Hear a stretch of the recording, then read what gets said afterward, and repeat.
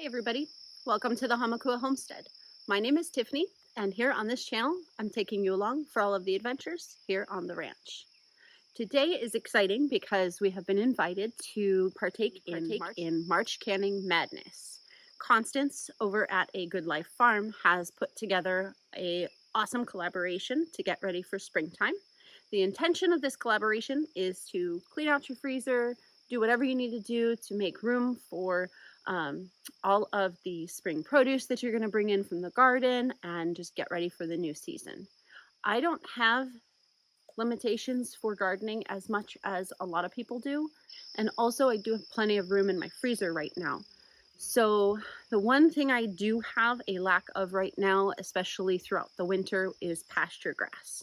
So I have these little guys right here.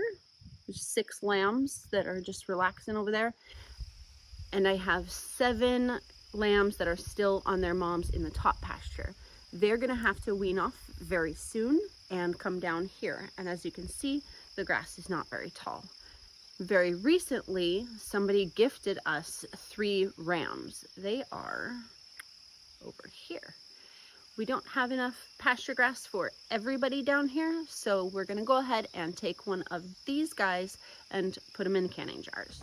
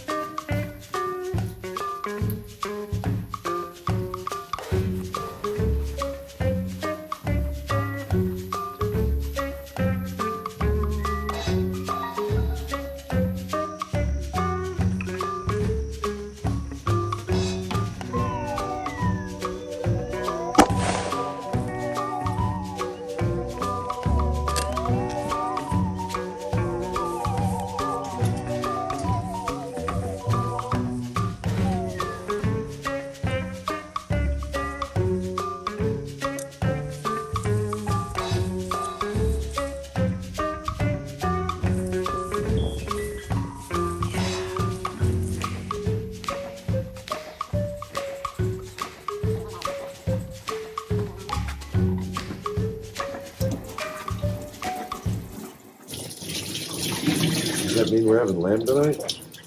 Very possibly. I'm gonna put most of it into canning jars. You got bloody clothes on?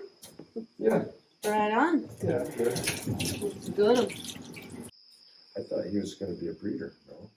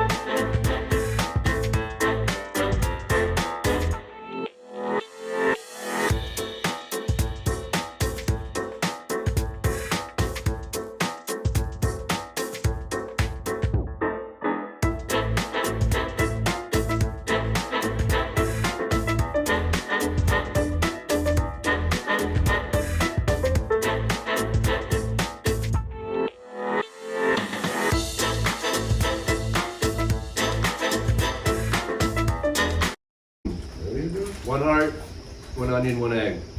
Breakfast of champions. You cooked this one just now? Uh-huh. You want to try these? Absolutely.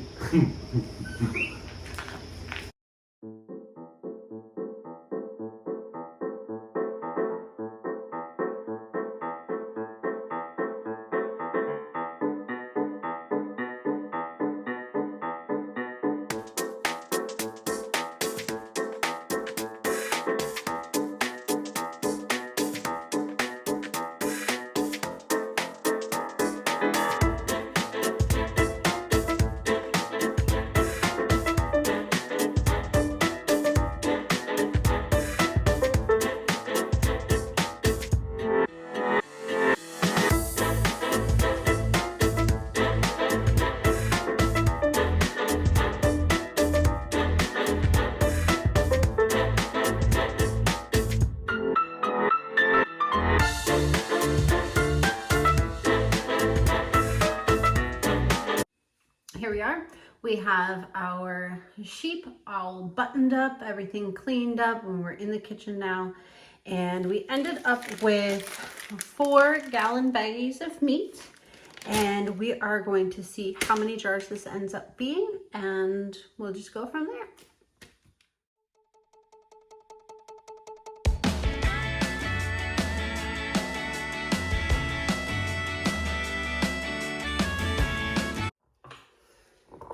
We are doing a raw pack today, and we are doing them in quart jars. I don't remember how many times I've actually done full, just straight on cold pack meat in quart jars. Usually I do it in pints. So we're just gonna see where we go.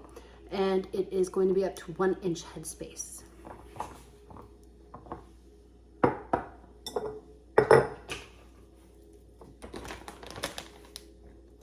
The chunks that I decided to do this time are kind of on the larger side, but you know what? I'm okay with that. Now, this is the entire ram aside from the back straps and the tenderloins. Everything else is going in the jars. I'm packing them pretty tightly.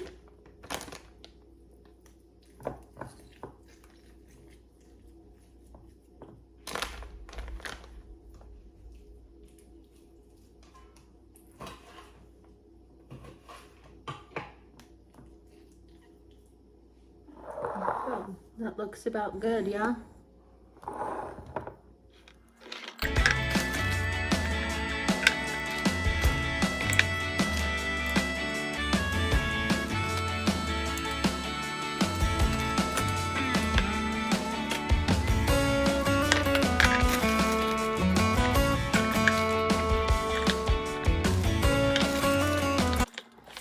So 1 gallon size bag full of our meat ended up being almost 4 quarts.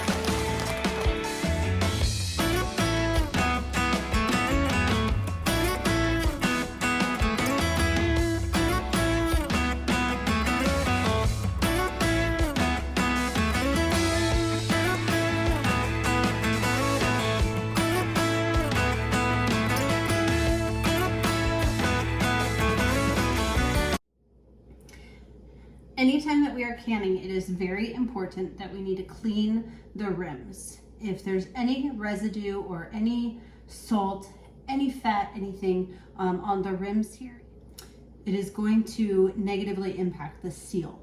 So I'm going to go ahead and use white distilled vinegar. And we are going to carefully and methodically clean each of the rims. Get them nice and shiny clean.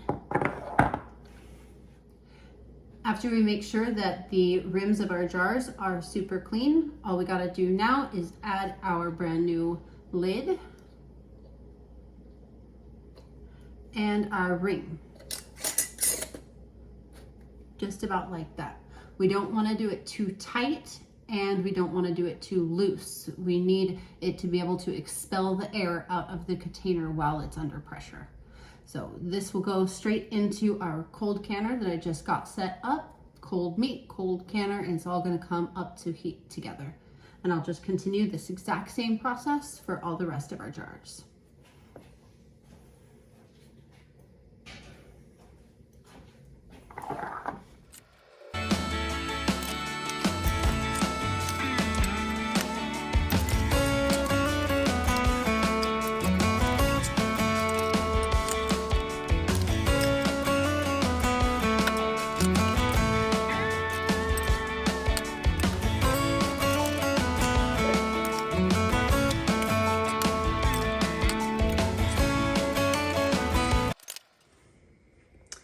Our canner is all filled up. We're ready to go with our little guy in the middle. So I'm gonna go ahead and put the lid on and let it come up to heat.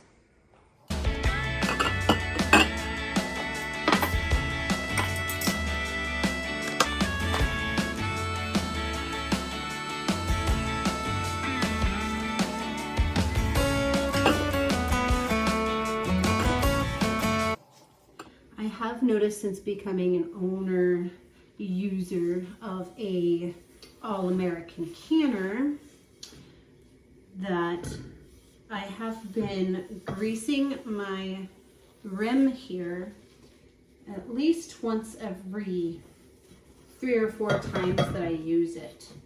I don't know if that's because of the climate that I live in or if that's normal for other areas as well, but I have noticed that it is about every 3 or 4 times that I use it.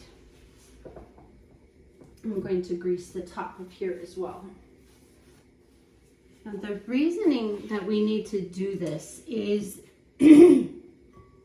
now the reason that we need to grease this is because there is no rubber or silicone or any kind of seal. It is simply this metal against that metal. And if they heat up and get into the pressure that they're supposed to, there's always a chance that they could fuse together, get stuck, and we don't want anything like that. So we just keep them well greased so that there's no issue. Also, you always want to make sure that your gauges and your vent pipe and everything is in top notch before you even start.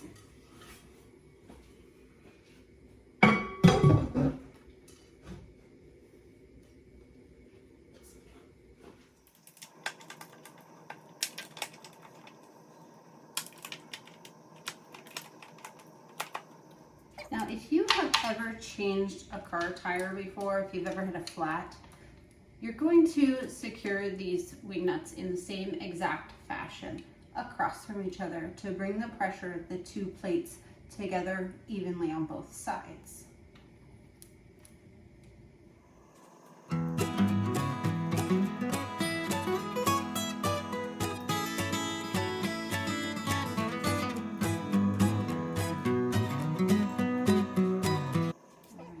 That looks really good, you guys. I'm going to let this heat up. It's starting to get pretty hot already, and I will bring you back.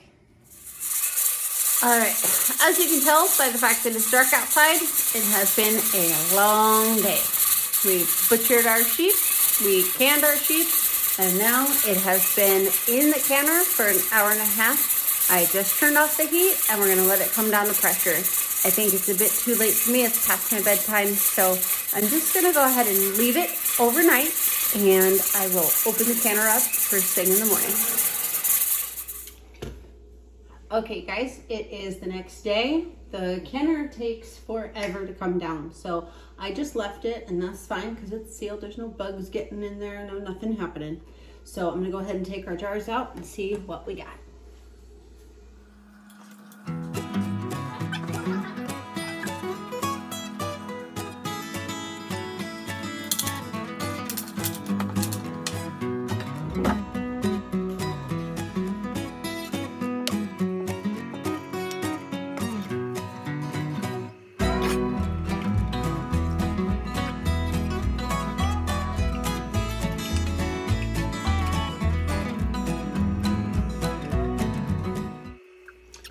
All right, well, I definitely had some sort of seepage.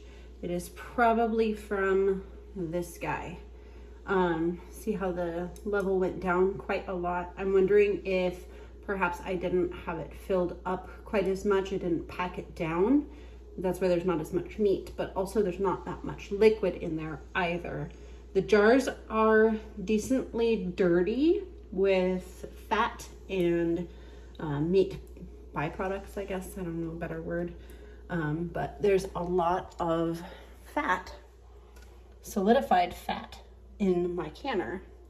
That layer is probably about 3/4 thick.